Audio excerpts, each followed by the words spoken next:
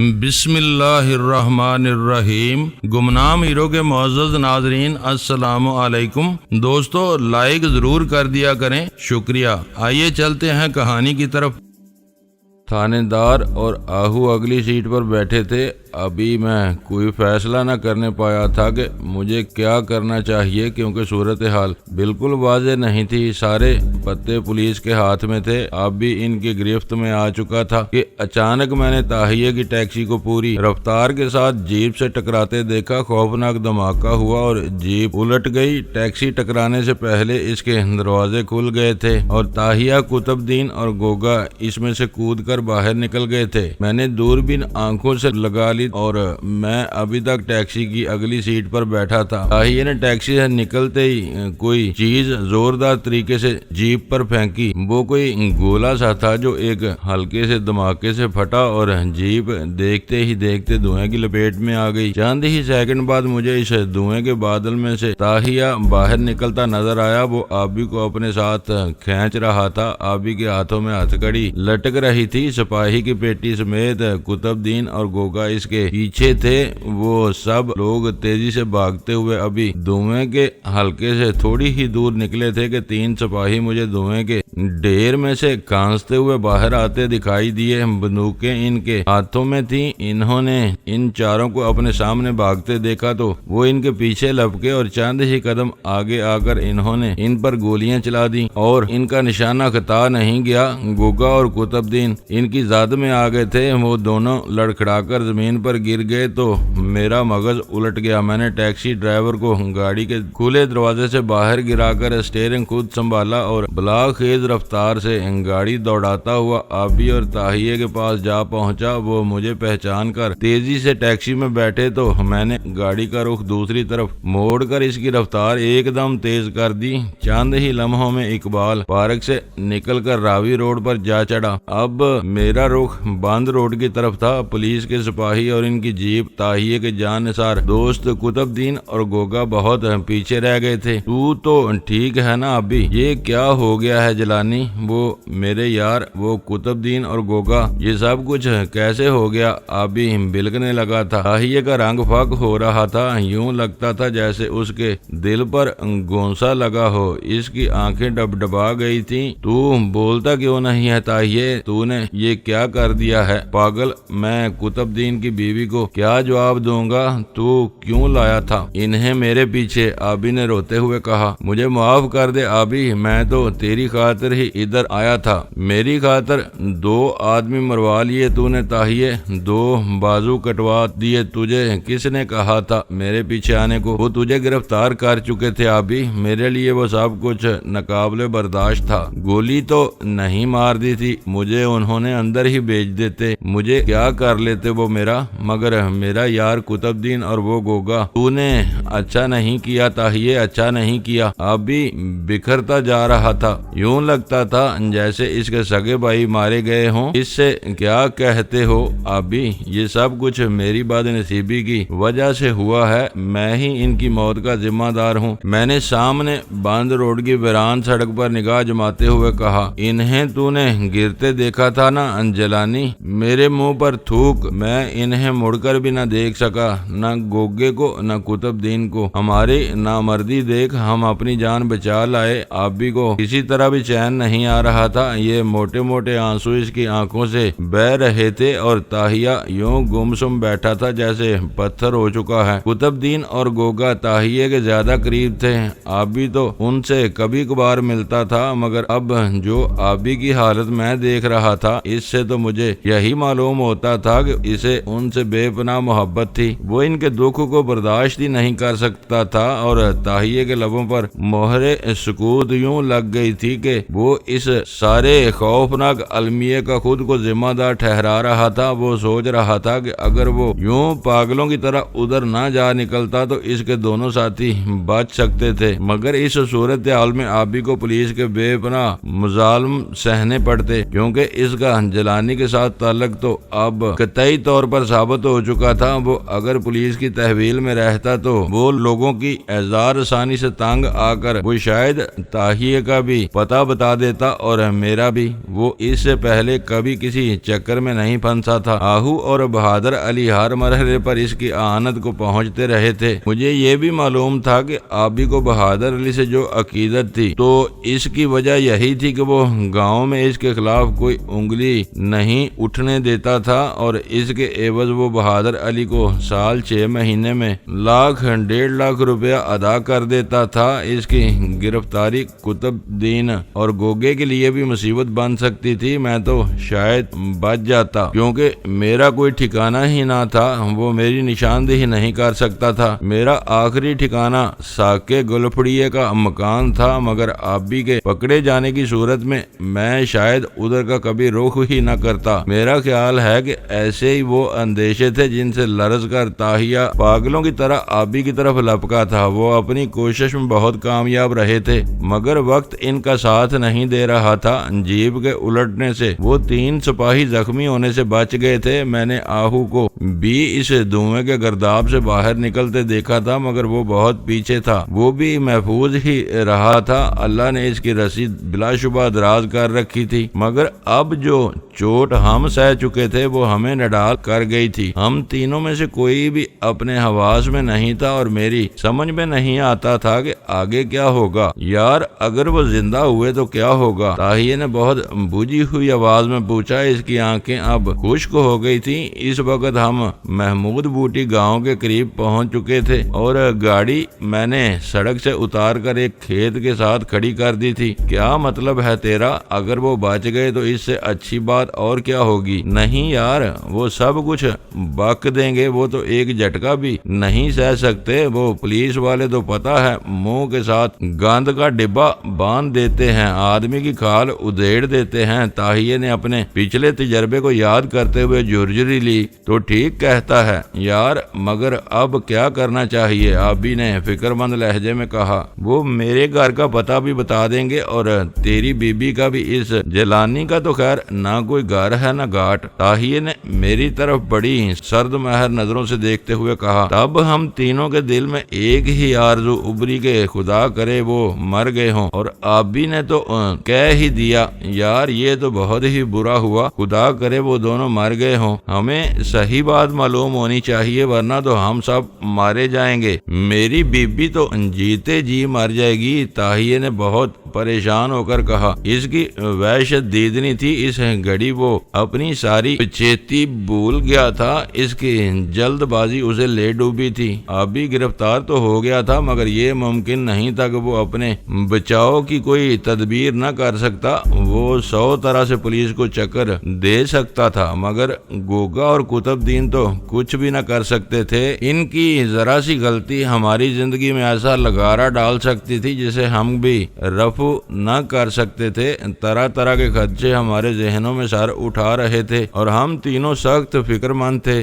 یار یہ بتا، وہ ٹیکسی کس کی تھی جسے تم نے جیپ سے ٹکرا کر تباہ کر دیا ہے؟ وہ ادھر قلعے کے سامنے کھڑی تھی۔ اس کا ڈرائیور سامنے کھڑا دہی بلے کھا رہا تھا۔ وہ ہم سے لے اڑے تھے۔ اپنی کار کی چابی مجھ سے ادھر قلعے ہی میں گر گئی تھی۔ بڑی زیادتی کی ہے تم نے، اس غریب کی روزی پر لات مار دی ہے تم نے۔ کوئی تھوڑا سا نقصان تو نہیں ہوا ہے آبی؟ ہمارے 2 جگری یاروں کا اس ٹیکسی سے کیا مقابلہ ہے؟ تو ان کی بات سوچ۔ طاہیہ نے کہا۔ دیکھ اگر وہ مر گئے تو سمجھ ان کا وقت پورا ہو گیا تھا، مگر تجھے قطب دین کی بیوی کو روپیہ پہنچانا ہوگا اور گوگے کے اندھے والد کو بھی، ورنہ وہ تو تباہ ہو جائیں گے۔ آبی نے کہا۔ اس کا بندوبست تو ہم نے کر رکھا ہے۔ 4 لاکھ روپیہ ہم نے ایسے وقت کے لیے ادھر ایک جگہ دبا رکھا ہے۔ میں 1 لاکھ انہیں دے آؤں گا تو گویا میرا حصہ بھی اس میں الگ کر رکھا ہے تم نے۔ وہ تو ہماری بیمہ پالیسی ہے یار۔ تجھے ادھر کچھ ہو جاتا تو ہم تیری بیوی کو یوں بے آسرا تو نہ ہونے دیتے۔ تیری مہربانی ہے طاہیہ، تو نے اچھا انتظام کر رکھا ہے۔ اب کیا کریں؟ یہاں کب تک کھڑے رہیں گے؟ میری مانو تو یہاں سے الگ الگ ہو جاؤ، آبی نے کہا۔ ہاں یہ ٹھیک رہے گا۔ تو بھی اپنے گھر جا اور ابھی گھر والوں کو کہیں ادھر ادھر کر دے ورنہ ان لوگوں نے قطب دین اور گوگے سے معلوم کر لیا تو وہ ان کو باندھ کر لے جائیں گے۔ تاہیے نے کہا ہاں، اور تم بھی اپنی بیوی کو لے کر کسی اور جگہ چھوڑو، یہی بہتر ہے، ورنہ تو ہم سب مارے جائیں گے، خدا کرے وہ دونوں مارے ہی گئے ہوں۔ آبی نے بڑی آرزو بری آواز میں کہا۔ اس کی طبیعت کا وہ تلون مجھے حیران کر گیا، مگر میرا خیال ہے کہ جس صورتحال سے ہم دو چار تھے وہ ایسی ہی بے حسی کا تقاضا کرتی تھی، اور یہ محض اتفاق تھا کہ کوئی گولی ان تک نہیں پہنچی تھی، اور اگر میں ان کی طرف ٹیکسی نہ لے جاتا تو شاید وہ بھی وہیں ڈھیر ہو گئے ہوتے۔ تاہیے نے میرے کندھے پر ہاتھ رکھ کر کہا، دیکھو جلانی، ہم اپنے اپنے گھر جا رہے ہیں، ایک آدھا دن میں ہم واپس آ جائیں گے، کوئی پیغام ہو تو تم مہتاب کو دے سکتے ہو، اس کا فون نمبر تو تمہیں معلوم ہی ہے۔ ہاں وہ تو مجھے یاد ہو گیا ہے، بس ٹھیک ہے، تم ابھی اس ساکے گلفڑیے کے پاس جاؤ اور اس گشتی کو وہاں سے نکال لو، ورنہ قطب دین یا گوگے سے پوچھ کر وہ آہو اس تک جا پہنچے گا۔ آبی نے تاہیے کی ہاں میں ہاں ملائی۔ اب یہی کرتا ہوں آبی، مگر مجھے ڈر ہے کہ کہیں وہ لوگ اب تک اپنا ہاتھ نہ دکھا گئے ہوں۔ نہیں، وہ دونوں شدید زخمی تھے، میں نے ان کی دل دوز چیخیں سنی ہیں کہ رائفل کی انگلی برابر لمبی گولیاں لگی ہیں انہیں، ابھی وہ نہ بھی مرے ہوں تو بھی کئی دن تک انہیں اسپتال میں رہنا پڑے گا۔ آبی نے مجھے اطمینان دلاتے ہوئے کہا، ٹھیک ہے یار، چلو میں تمہیں ادھر داروغہ والا تک چھوڑ آتا ہوں۔ نہیں، اب تو ہمیں یہیں اتار دے، اور دیکھ یہ جو تیرے پاس کچھ رقم ہے نا، اس میں سے کچھ روپے اس ڈرائیور تک پہنچا دے جس کی ٹیکسی تاہیے نے تباہ کر دی ہے۔ اس پر تو مجھے بھی بہت ترس آتا ہے، میں اسے ڈھونڈ لوں گا۔ کیسے ڈھونڈے گا تو اسے؟ بس ڈھونڈ ہی لوں گا، کسی ڈرائیور سے پوچھ لوں گا، میں نے آبی کو تسلی دی۔ لے پھر، اللہ بیلی، تجھ سے اب ہماری ملاقات 2 دن بعد رات کو مہتاب کے ڈیرے پر ہوگی۔ یہ کہہ کر آبی تاہیے کے ساتھ ٹیکسی سے نکلا اور آگے بڑھ گیا، مگر ابھی وہ چند ہی قدم چلے تھے کہ میں نے انہیں روک لیا۔ میری نظر سیٹ پر رکھی اس دوربین پر جا پڑی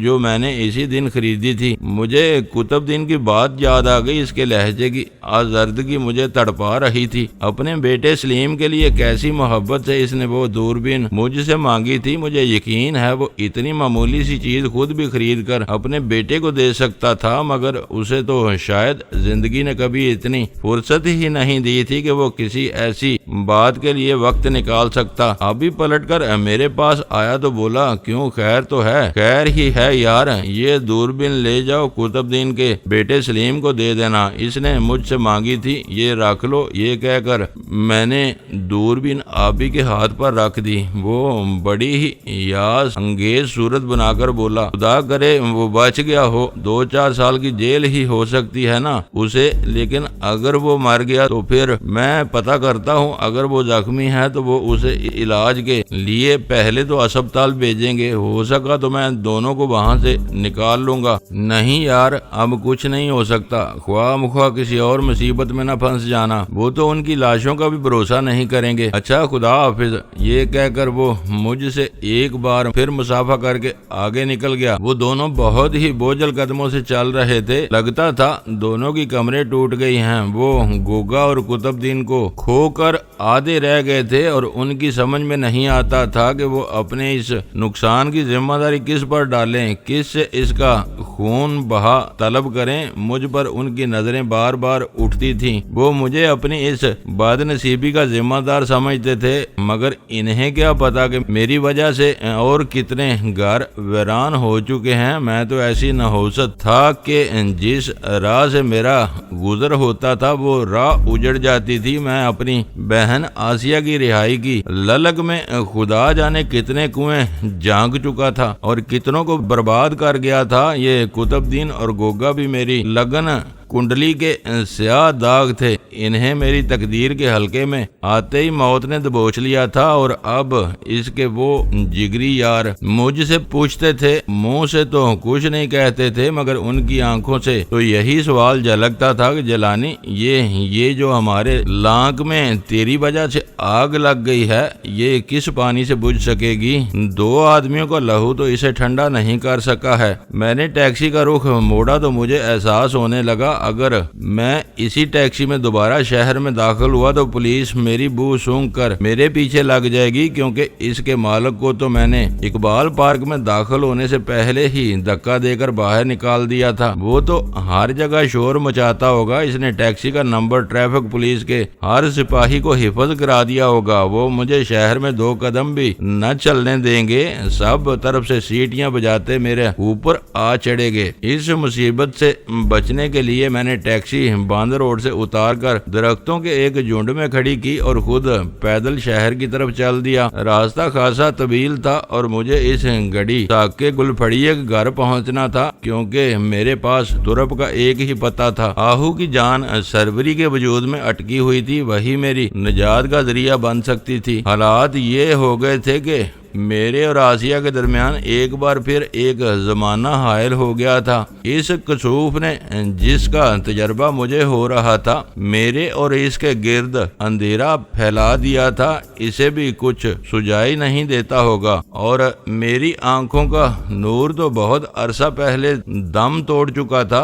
میری تقدیر کی کچہری بند ہو چکی تھی اور وہ بیچاری کچہری چڑھ کر اتر چکی تھی۔ نہ میرے ساتھ کسی نے انصاف کیا تھا، نہ اسے کسی نے پوچھا تھا کہ اس نے اتنی ساری اذیت کس جرم میں سہ لی ہے۔ قانون اندھا تھا اور اس اندھے کی لاٹھی سے بچتا بچاتا میں آسیہ تک جا تو پہنچا تھا، مگر پھر سب کچھ الٹ کر رہ گیا، ہر شے اوندھی ہو گئی۔ میری کار سنجی اکارت جا رہی تھی۔ بند روڈ پر ابھی میں آدھا فرلانگ ہی چلا تھا کہ مجھے ایک ٹیکسی مل گئی اور میں اس میں بیٹھ کر ساکے کے گھر جا پہنچا تھا۔ وہ اس وقت ایک بھینس کے نیچے بیٹھا اس کا دودھ دو رہا تھا۔ مجھے دیکھ کر اس نے پاس کھڑی ایک بوڑھی عورت کو بھینس کے پاس بٹھایا اور تہمت سے ہاتھ پوچھتا، گوبر سے پاؤں بچاتا وہ دروازے تک آیا۔ بولا، پہلوان ادھر سے اندر آ جا، یہ راستہ تیرے لائق تو نہیں ہے۔ میں دروازہ کھولتا ہوں، یہ کہہ کر انہی قدموں واپس ہو گیا۔ میں 4 دیواری کا چکر کاٹ کر اس کی بیٹھک کے سامنے پہنچا تو اس نے دروازہ کھول دیا اور دبی زبان میں بولا، یار اس ماسی مصیبتیں نے تو مجھے چکر میں ڈال دیا تھا، یہ بے ہوش نہیں تھی۔ ہماری ساری باتیں اس نے سن لی تھی۔ اس نے سامنے پلنگ پر پڑی سربری کی طرف اشارہ کرتے ہوئے کہا۔ ساکے نے اسے پلنگ سے باندھ کر ایک پٹکے سے اس کا منہ بند کر کے اس کے اوپر لحاف ڈال رکھا تھا۔ میں نے لحاف اٹھا کر اس کا سر سے پیر تک جائزہ لیا تو اس کی کھلی آنکھوں سے غصے کی شدت سے چنگاریاں پھوٹنے لگیں۔ یہ ایک بہت بڑے خبیث کی بہت بڑی خبیث بیوی ہے ساکے، اس نے تمہیں بہت پریشان کیا ہوگا۔ کوئی ایسا ویسا پہلوان، اس نے تو ایسی لت چھڑکی کے بس پوچھو مت۔ مگر اب کیا کرو گے اس کا؟ اسے میں اپنے نسخے میں استعمال کروں گا پہلوان، ساری بات تو تمہاری معلوم ہو ہی چکی ہے۔ وہ تو ٹھیک ہے یار، مگر تو کسی چکر میں نہ پھنس جائے، وہ بڑا زور آور آدمی ہے وہ۔ آہو میں نے اس کے بڑے قصے سن رکھے ہیں، مر ہی جاؤں گا نا ساکے، اس سے زیادہ کیا ہو سکتا ہے؟ مگر یہ زیادتی میں کیسے برداشت کر لوں؟ میرا تو خیال ہے وہ جو تاہیہ اور قطب دین ہے نا، وہ بھی اس آہو سے ملے ہوئے ہیں، ورنہ وہ دونوں لڑکیوں کو سیدھا ادھر کیوں پہنچا دیتے؟ جس نے جو کچھ کیا ہے اس کی سزا تو ضرور پائے گا ساکے۔ وہ قطب دین اور گوگا پولیس کے ہاتھوں مارے جا چکے ہیں، ادھر اقبال پارک میں مقابلہ ہو گیا تھا ان کا، ابھی 2 گھنٹے پہلے گولیاں لگ گئی تھی انہیں، میرا خیال ہے وہ مر چکے ہیں۔ یار ایسے سوہنے جوان تھے وہ، ایسی بات نہ کہہ یار، میں جھوٹ نہیں بول رہا ہوں پہلوان، وہ دونوں مر گئے ہیں۔ یہ کہہ کر میں نے اسے تمام واقعات سنائے تو وہ ہاتھ ملنے لگا، بولا یہ تو بہت ہی برا ہوا ہے جلانی، ایسا نہ ہو تیرا کھرا ناپتے ہوئے وہ یہاں بھی آ جائیں، مجھے بھی یہی دھڑکا لگا ہے، میں اسے ابھی یہاں سے لے جاتا ہوں، مجھے ایک ٹیکسی لا دے، ہمارا یہاں ٹھہرنا مناسب نہ ہوگا۔ ہاں تو اسے کسی اور جگہ لے جا یار، دیکھنا خواہ مخواہ میں اس چکر میں تلا گیا تو بہت برا ہوگا۔ ساکا پریشان ہو گیا، گوگے اور قطب دین کی موت نے اسے دہلا کر رکھ دیا تھا۔ سربری میری باتیں بڑے غور سے سن رہی تھی، نظریں اس کی میرے چہرے پر جمی تھیں، جن سے صاف پتہ چلتا تھا کہ اسے بھی ان دونوں کی موت پر گہرا دکھ ہوا تھا۔ ادھر آس پاس کوئی ہے تو نہیں ان کمروں میں؟ نہیں، وہ سب لوگ ادھر صحن میں بیٹھے ہیں साके ने कहा। इसकी ये बात सुनकर मैंने सरवरी के मुंह पर बंदा कपड़ा खोल दिया। देखो, आपने अगर शोर मचाने की कोशिश की तो मेरा ये पिस्तौल बे आवाज चलता है। ये आपके शौहर ने ही मुझे दिया था। चौधरी हादी अली के लिए बेहतर होगा कि आप बिल्कुल खामोश रहें। मेरी ये बात सुनते ही इसकी आंखें डबडबा गईं, आंसू इसके रुखसारों पर बह निकले। मैंने दुपट्टे से इसके आंसू पूछे तो इसके होंठ लरजने लगे। मुझे अपना दुश्मन न समझे, मैं आपको खुद यहाँ नहीं लाया हूँ, न मैं इस बात के हक में था, मगर अब मैं किसी नतीजे पर पहुँचे बगैर आपको वापस नहीं भेज सकता। आप मुझे आहू के पास ले चले। मैं वादा करती हूँ कि मैं इसे इस बात पर मजबूर कर दूंगी कि वो आसिया और नफीसा को वापस कर दे। आपको पता होगा कि वो लड़कियां इसने कहाँ रखी हैं। मेरी ये बात सुनते ही उसने निगाहें दूसरी तरफ फेर ली। पहली बार मुझे ये एहसास हुआ कि वो बहुत कुछ जानती है और उसे अच्छी तरह मालूम है कि आहू ने आसिया और नफीसा को कहाँ पहुँचा दिया है। मुझे बताएं सरवरी मेरी बहन, मैं आजिज आ चुका हूँ, बेबस हो गया हूँ, मुझसे ये सब कुछ बर्दाश्त नहीं होता है। आप यकीन करें कि आपकी अलमारी से मैंने कोई भाई पैसा नहीं चुराया था, वो कोई और ही था, मगर इस पर मेरा कोई इख्तियार नहीं है। इसे बस मौका मिल गया था। आहू यही चाहता है। उधर एक डिब्बे में प्लास्टिक की पोटली रखी थी, इसमें हीरे थे और कुछ बहुत ही महंगे मोती थे। वो पोटली वहाँ नहीं है और इसकी कीमत 22-23 लाख से कम नहीं है। आप वो पोटली इसे वापस दिला दें। अब की बार सरवरी ने बड़े पुरअज़म लहजे में बात की। मैं आपसे कसम खाकर कहता हूँ सरवरी बहन, उन हीरों का मुझे कतन कोई इल्म नहीं है। एक औरत माजदा वहाँ आई थी, मैं उसे जानता हूँ, वो मेरे ही पीछे वहाँ आई थी। अब वो गायब हो चुकी है। अगर ये चीजें वहाँ से निकली हैं तो इसके पास होंगी। ये कहकर मैंने सरवरी की दोनों टांगों के जकड़ बंद खोल दिए। मेरे हाथ भी खोल दो, मैं कोशिश करूंगी ये झगड़ा खत्म हो जाए। मगर आहू साहब के पास वो हीरे किसी की इमानत थे। किसकी इमानत थे वो हीरे? मैंने इसके हाथ भी खोल दिए। अब वो बिस्तर से उतरकर अपने हाथ पांव सीधे कर रही थी। बोली, दरअसल एक पुलिस अफसर वो हीरे बड़े साहब की बेगम को पेश करना चाहता था, मगर वो खुद इसके पास नहीं जा सकता था। इसीलिए इसने आहू से कहा था कि वो हीरे खुद इसके नाम पर बेगम को दे दे। तो ये किस्सा है। बहरहाल सरवरी बहन, यकीन करो मैं इस सिलसिले में बिल्कुल बेगुनाह हूँ। मेरी मदद करें, आसिया मुझे लौटा दें। मैं इस शहर ही से नहीं, इस मुल्क से भी निकल जाऊंगा। किसी मामले में मैं आहू साहब के बारे में कोई बात नहीं करूंगा। जो हो चुका है उसे बिल्कुल भूल जाऊंगा। मगर इस माजदा का पता तो आपको बताना होगा जिलानी साहब। वो इसी शहर में है या कहीं और चली गई, इसकी मुझे कोई खबर नहीं है। बहरहाल अगर आसिया मुझे मिल जाए तो फिर मैं इत्मीनान से ताश कर सकता हूँ। आपको पता है कि मैं इसे बड़ी मुश्किलों से जेल से निकाल कर लाया था। ठीक है, आप गाड़ी मंगवाएं, मैं आसिया तक आपको पहुँचा देती हूँ। मगर आपको एक वादा करना होगा और वो ये है कि आपने बलादर में जो कुछ किया है इसका आप किसी से जिक्र नहीं करेंगे और मसनद आरा के पीछे कभी नहीं जाएंगे। अगर इसे आप कोई तकलीफ न पहुंचाने का वादा करें तो मैं इसका ताक़ुब छोड़ दूंगा। मैं इस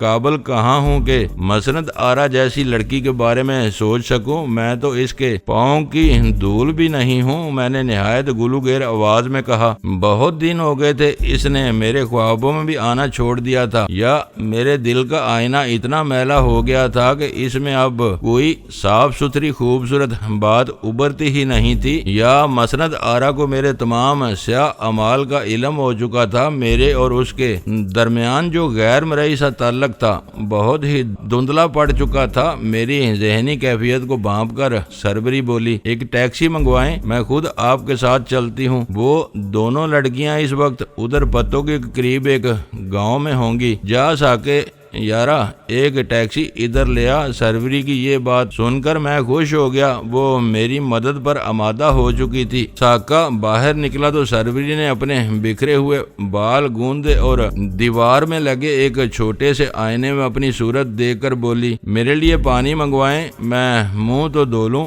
आपने तो मेरा हुलिया ही बिगाड़ दिया है। वो मुझसे नाराज मालूम नहीं होती थी, लेकिन मैं उसे अकेला छोड़कर मकान के अंदर नहीं जा सकता था। پستول ابھی تک میرے ہاتھ میں تھا۔ مجھے افسوس ہے سربری بہن کہ میں نے آپ کو اس قدر پریشان کیا، مگر میں پاگل ہو چکا تھا، میری ساری زندگی ضائع ہو رہی تھی۔ وہ تاہیہ اور قطب دین کل شام ہمارے گھر پہنچے تھے، لڑکیاں ان کے ساتھ تھیں، انہیں وہ آہو کے حوالے کر کے واپس چلے گئے تھے۔ میری بد نصیبی میرے ساتھ ساتھ چلتی ہے سربری بہن۔ یہ کیا آپ بہن بہن کی رٹ لگائے ہوئے ہیں؟ آپ کو اعتماد نہیں ہے اپنے اوپر؟ اس نے ایک دم مجھے ڈانٹتے ہوئے کہا اور تنک کر کرسی پر جا بیٹھی، جیسے وہ اپنے کسی چاہنے والے سے روٹھ گئی ہو۔ اس کے اس رویے نے مجھے حیران کر دیا۔ ایک بار پہلے بھی مجھے اس کے گھر کے اندر اس کی آنکھوں میں سے کسی ایسے ہی موہوم سے بے نام سے جذبے کی جھلک نظر آئی تھی، مگر میں اسے اپنا وہم سمجھ رہا تھا۔ مگر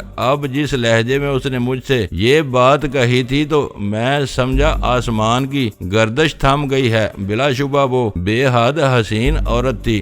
میری اور اس کی عمر میں کوئی خاص فرق نہیں تھا، مگر جس تشنگی نے اس کی صاف شفاف آنکھوں میں ابھر کر مجھے حیران کیا تھا وہ ایسی نہ تھی کہ کوئی بھی داناؤ بینا مرد اسے نظر انداز کر سکتا۔ مجھے افسوس ہے سربری خانم، مگر مجھے تو یہی اچھا لگتا ہے۔ دیکھیں نا، آپ میرے دشمن کی بیوی ضرور ہیں، مگر آپ کا تو اپنا ایک مقام ہے، آپ کا احترام تو مجھ پر ہر حال میں لازم ہے، اسی لیے آپ نے ادھر مجھ پر ہاتھ اٹھایا تھا۔ اس کا مجھے بے حد افسوس ہے خانم، مگر میری ذہنی حالت بھی دیکھیں، میری جگہ کوئی بھی ہوتا تو یہی کرتا۔ میں نے یہاں آپ کی باتیں سن لی تھی، میں بے ہوش نہیں تھی۔ آپ کو میری عزت کا اتنا خیال کیوں تھا؟ آپ نے ساکر کو خاص طور پر بڑے دبانگ طریقے سے خبردار کیا تھا کہ ہاں وہ میرا فرض تھا خانم، وہ میری مرضی سے آپ کو ادھر نہیں لائے تھے، مگر میں آپ کے ساتھ کوئی زیادتی برداشت نہیں کر سکتا تھا۔ آپ کی حفاظت میں اپنا فرض سمجھتا ہوں۔ اس نے اپنی وہ بڑی بڑی دمبالہ دار آنکھیں پوری طرح کھول کر مجھے یوں دیکھا جیسے وہ میری تصویر کھینچ رہی ہو۔ پلکیں اس کی کلک کلک بجھتی سنائی دیتی تھیں۔ مجھے کچھ ایسا ہی احساس ہو رہا تھا۔ بولی، آپ کی باتیں میری سمجھ میں نہیں آتی ہیں، لوگ تو دشمن کی ہر شے پامال کر دیتے ہیں۔ بہرحال میری حالت ایسی ہے کہ میں سفر نہیں کر سکتی، میرا جوڑ دکھ رہا ہے، میں دن میں 2 بار نہانے کی عادی ہوں، مجھے کپڑوں کی بھی ضرورت ہے۔ آپ بس منہ ہاتھ دھو لیں، اس وقت نہانے اور کپڑے بدلنے کا خیال چھوڑ دیں، جیسے بھی ممکن ہو مجھے آج ہی آسیہ کے پاس پہنچا دیں۔ یہ بات میں نے اپنے ذمے لے لی ہے جیلانی صاحب، بہن کے لیے آپ کی یہ محبت دے کر میں حیران رہ جاتی ہوں۔ آپ بہت بڑے آدمی ہیں جیلانی صاحب، ایسا آدمی میں نے زندگی میں کبھی نہیں دیکھا۔ میرا مذاق نہ اڑائیں سربری بہن، میری کمینگی کی تو مثال دی جاتی ہے۔ ایک بار پھر بہن کا لفظ میرے منہ سے سن کر وہ تلملائی، مگر اپنا رد عمل ظاہر نہیں کیا۔ بولی، کیا آپ قسم کھا سکتے ہیں کہ ہماری الماری میں سے آپ نے کوئی چیز از خود نہیں اٹھائی تھی؟ میں نے سامنے دیوار میں بنی الماری کے اوپر کے خانے میں رکھے کلام مجید کو اٹھا کر سر پر رکھ لیا۔ میں اس کی قسم کھا سکتا ہوں، میں اس کی قسم کھا کر کہتا ہوں خانم کہ میں نے وہاں سے آپ کے دیے ہوئے ان روپوں کے سوا اور کوئی چیز یا رقم نہیں اٹھائی تھی۔ وہ بھاگ کر میرے پاس پہنچی اور کلام مجید میرے ہاتھ سے لے کر اسے چومتی ہوئی الماری میں واپس رکھ آئی اور پھر بڑے ہی آزردہ لہجے میں بولی، میرا یہ مطلب نہیں تھا جیلانی صاحب کہ آپ اتنی بڑی قسم کھا لیں، مجھے پہلے ہی یقین ہو گیا تھا کہ یہ کام آپ نے نہیں کیا، میں بس ایسے ہی پوچھ بیٹھی تھی۔ وہ خجل ہو رہی تھی۔